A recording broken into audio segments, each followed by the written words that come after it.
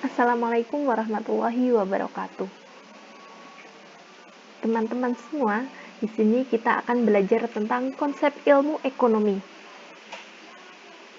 Nah, sumber daya yang tersedia itu pasti memiliki batas konsumsinya. Sedangkan kebutuhan dan keinginan itu selalu bertambah. Sumber daya di sini yang dimaksud adalah sumber daya alam, karena memiliki batas konsumsi.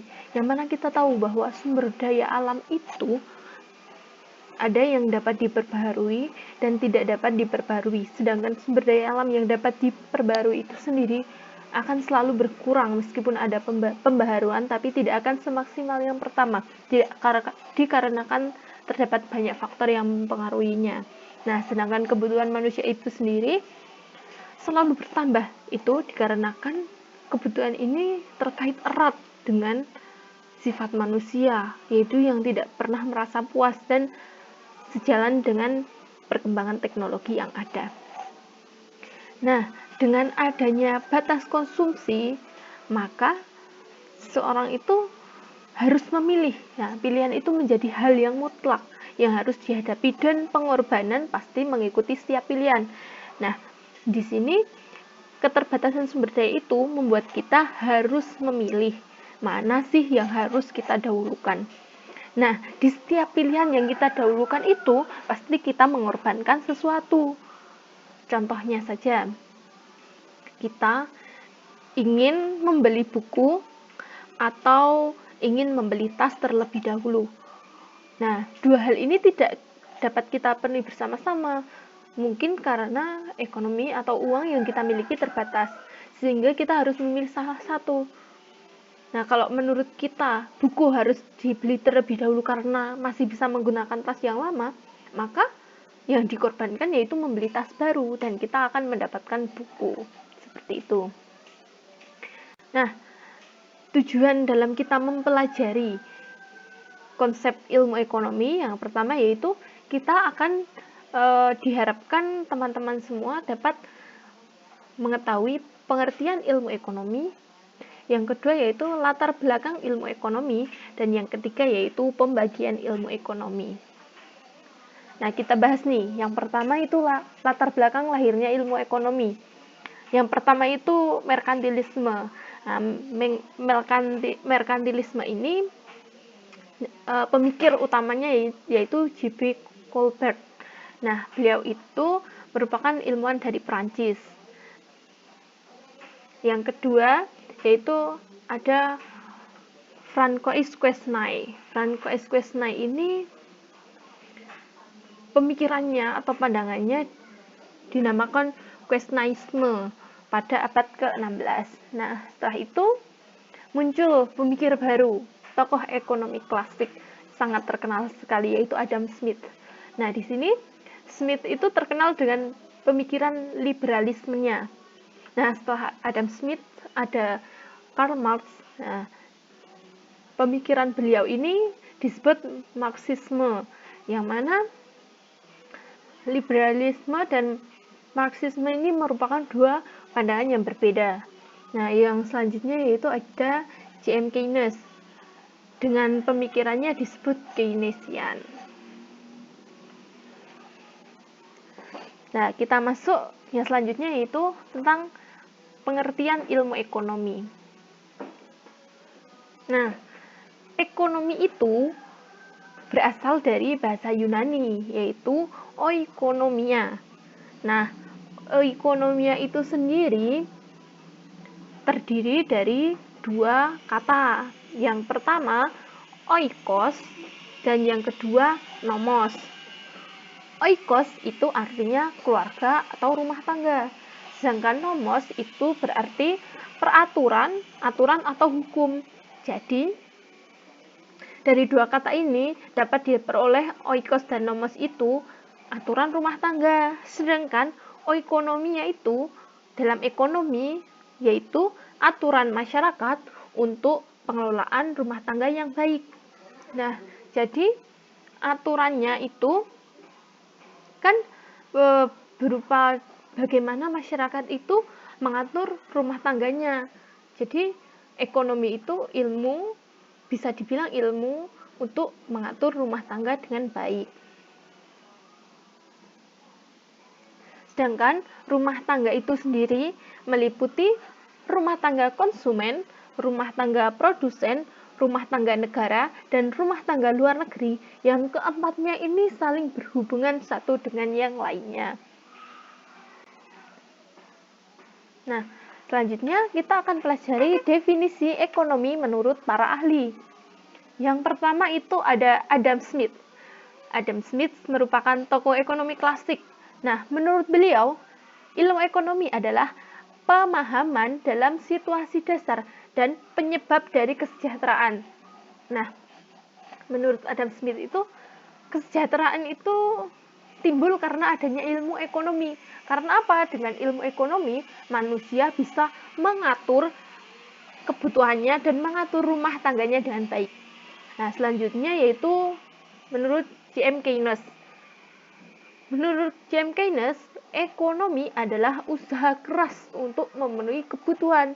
Nah, ilmu ekonomi itu merupakan usaha untuk memenuhi kebutuhan.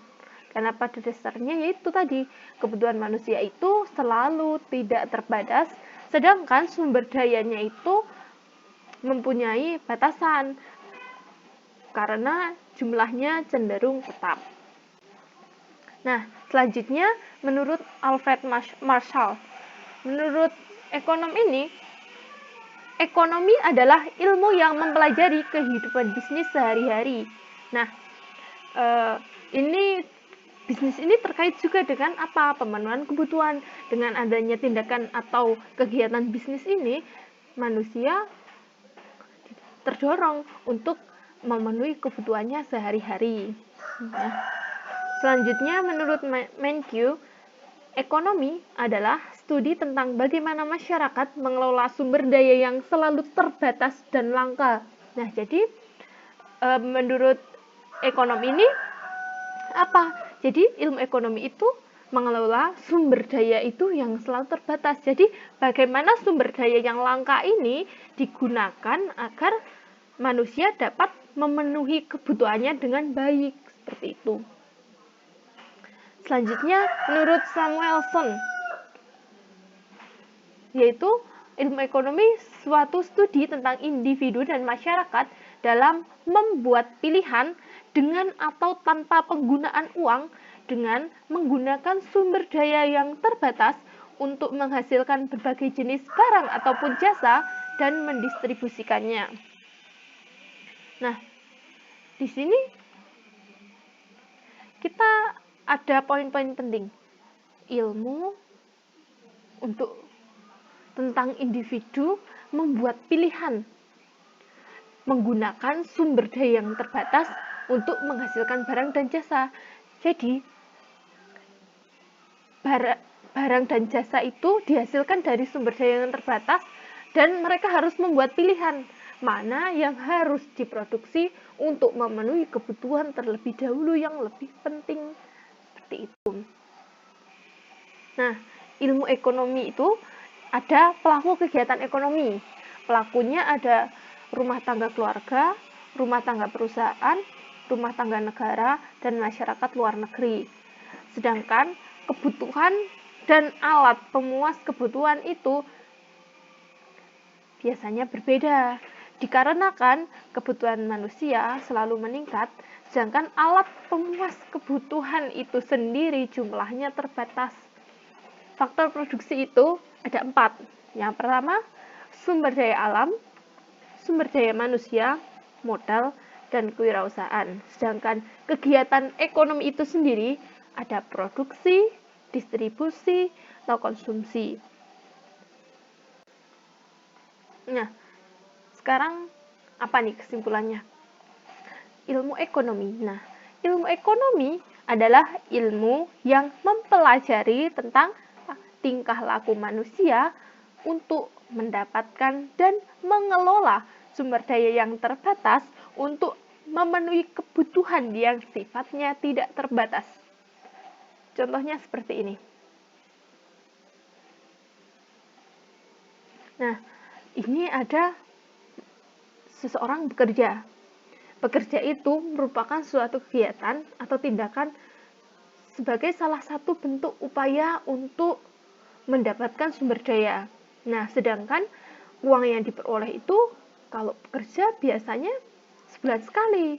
Nah, setiap tanggal 1 misalnya. Nah, bagaimana pengelolaannya? Nah, itulah ilmu ekonomi, mempelajari tingkah laku manusia. Tingkah lakunya itu dalam bentuk apa? Mereka mencari pekerjaan untuk mendapat dan mengelola sumber daya yang terbatas untuk memenuhi kebutuhan. Nah, jadi kan mendapatkan uang. Nah, bagaimana caranya uang ini dikelola untuk memenuhi kebutuhannya? Selanjutnya, mengapa perlu mempelajari ilmu ekonomi? Karena kita perlu memenuhi kebutuhan agar kebutuhan kita itu tercapai dan kita bisa memperoleh kemakmuran dengan memprioritaskan kebutuhan yang lebih penting. Jadi, dengan belajar ilmu ekonomi, kita itu bisa memperoleh kemakmuran. Karena apa? Kita bisa memilih mana yang kita butuhkan. Kita bisa memprioritaskan apa-apa yang kita anggap penting dan kita bisa mengesampingkan yang kurang penting. Jadi dengan kita tahu apa yang harus kita lakukan terlebih dahulu, kita akan paham dan kita bisa mengelola semuanya sehingga bisa mencapai kemakmuran. Nah, tujuan umum mempelajari ilmu ekonomi yang pertama itu untuk merencanakan dan menentukan pemenuhan kebutuhan secara bijak. Nah, dengan kita tahu dan paham ilmu ekonomi, kita dapat menggunakannya untuk merencanakan dan menentukan pemenuhan kebutuhan. Nah, dengan uang yang kita peroleh, kita akan dapat menentukan kebutuhan. Nah, secara bijak di sini apa? Ketika kita terdapat beberapa alternatif kebutuhan, kita akan mengolah atau memenuhi kebutuhan yang penting terlebih dahulu. Yang kedua yaitu menumbuhkan jiwa sosial dalam melakukan kegiatan ekonomi. Nah, setelah kita melakukan kegiatan ekonomi, kita itu tahu uang yang kita manfaatkan itu tidak hanya untuk kita sendiri, melainkan kita juga harus berbagi dengan sesama. Nah, yang ketiga yaitu melatih manusia untuk dapat hidup mandiri secara ekonomi. Dengan pelajari ilmu ekonomi, kita tahu, kita menjadi terbuka wawasannya, sehingga kita dapat terlatih untuk dapat hidup secara mandiri dan tidak ketergantungan. Yang kedua yaitu membantu pelaku ekonomi dalam memanfaatkan sumber daya ekonomi secara efisien. Nah, pelaku ekonomi di sini memanfaatkan sumber daya seperti kita. Kita ini juga pelaku ekonomi. Karena apa? Kita melakukan kegiatan ekonomi. Kegiatan ekonomi yang kita lakukan karena kita kalau diberi uang saku misalnya, kita kan untuk makan. Nah, itu kegiatan ekonomi dan memanfaatkan sumber daya ekonomi secara efisien. Nah, efisien ini ketika kita menggunakan uang saku untuk jajan, nah, maka kita membeli makanan itu atau camilan itu sesuai dengan yang kita butuhkan. Nah, itu kita menggunakannya secara bijak dan efisien. Cukup sekian dulu materi kita pada hari ini. Mohon maaf apabila ada kesalahan. Sampai jumpa di pertemuan selanjutnya. Wassalamualaikum warahmatullahi wabarakatuh.